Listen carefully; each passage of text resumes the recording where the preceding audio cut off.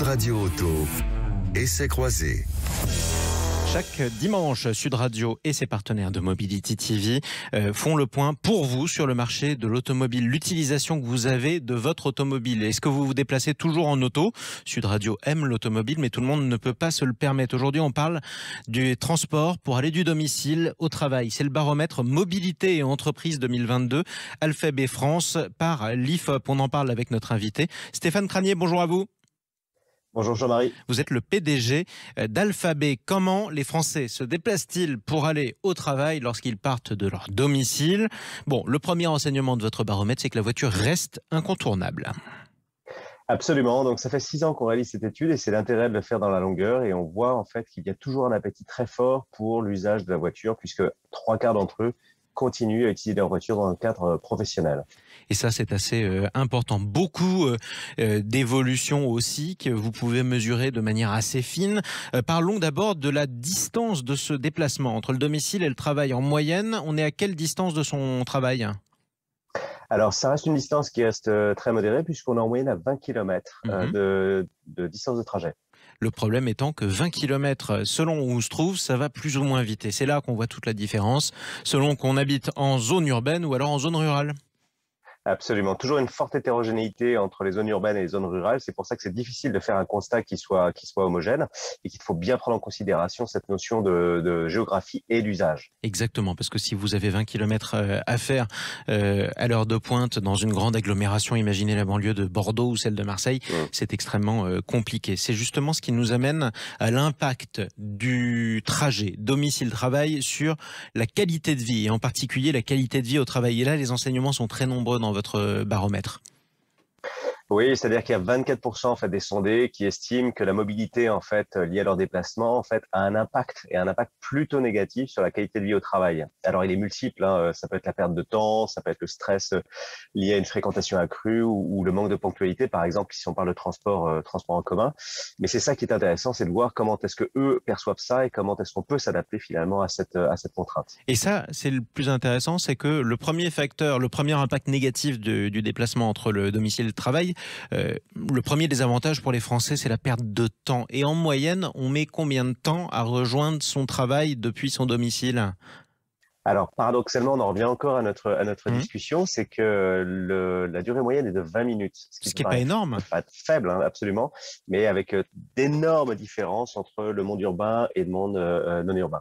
Exactement, et c'est là qu'on voit toute la différence. Allons maintenant dans les zones urbaines, celles où le président de la République, par exemple, dans 10 métropoles, on en parlait tout à l'heure, veut créer à terme 10 RER, 10 réseaux express régionaux. Parlons de ces mobilités douces, elles repartent à la hausse. Alors quand je dis mobilité douce, c'est un terme barbare qui se veut doux pour mentionner en fait les vélos, par exemple, les trottinettes ou autre chose. C'est tout l'intérêt de cette étude IFOP, là encore dans la durée, c'est qu'on s'est aperçu de deux choses. La première, vous le citiez, c'est le fait que les usagers en fait ont toujours cet amour pour l'auto et néanmoins, en même temps, en fait, on voit un développement très fort des mobilités douces, puisque 35% d'entre eux utilisent des mobilités douces. Donc en fait, l'enseignement, c'est que on a une multimodalité dans l'usage et que c'est peut-être aussi une des résultats de la période Covid et du télétravail en conséquence, c'est que maintenant les usagers utilisent différemment leur mobilité et avec différents canaux finalement. Exactement. Alors en plus, on peut commencer à affiner les différentes manières selon lesquelles on se déplace. C'est-à-dire que vous avez d'un côté ce que vous appelez les transports doux classiques, donc la marche, le vélo, la trottinette, et de l'autre vous avez les transports doux électriques. Et cela aussi commence à se faire une place. Alors oui, donc les transports doux électriques, évidemment, parce que l'offre s'est énormément développée, que ce soit en 4 roues ou en 2 roues d'ailleurs. Et donc là, on voit bien que d'une part, il y a un sens à le faire parce que je pense que les usagers sont de plus en plus conscients aussi de l'impact qu'ils ont dans leur mobilité. Et d'autre part, c'est qu'ils ont le choix aujourd'hui. Exactement, et ce choix il est très important. Autre choix, et ça y compte évidemment, surtout dans les grandes agglomérations, c'est le choix des transports en commun. Alors, les transports en commun, oui, je pense qu'il y a encore un effort tangible à faire de ce côté-là et c'est important là encore de le mettre en avant parce que ça contribue aussi à l'effort de la multimodalité et c'est important d'avoir une offre de transport en commun qui soit la plus forte possible. Néanmoins, il y a encore certains bloquants ou certains éléments puisque cette étude nous le dit que les usagers restent pas réfractaires mais encore peu sensibles en fait à cette offre-là. Exactement, 20% des personnes que vous avez interrogées avec l'IFOP utilisent les transports en commun. Évidemment, de manière écrasante, ils sont dans les grandes agglomérations. Il y a un autre enseignement, on en parle assez peu d'ailleurs quand on parle de mobilité, et pourtant c'est considérable en grande ville, c'est le 2 roues motorisé. Et ça, il est important. Alors le 2 roues en effet se développe d'une part encore lié à l'offre qui a été proposée et qui va de nouveau s'élargir.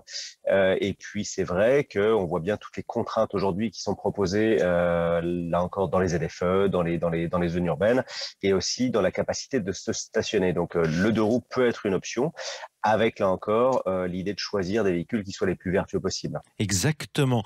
On va peut-être terminer là-dessus parce que c'est important. Il y a un certain nombre de Français que vous avez interrogés dans ce baromètre qui motivent en partie leur choix de déplacement, leur choix de transport pour des raisons écologiques. C'est vrai que là encore, 6 ans en arrière, en fait, c'est une notion qui était relativement faible et qui aujourd'hui devient vraiment très forte, à la fois parce que je pense qu'il y a une vraie prise de conscience de l'usager.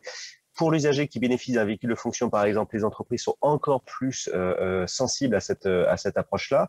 Donc ça, c'est un élément qui est plutôt bénéfique et je crois qu'il faut promouvoir toutes les solutions les plus vertueuses possibles, tout en assurant cette multimodalité qui, à mon avis, est la meilleure des réponses. Merci beaucoup, Stéphane Cranier.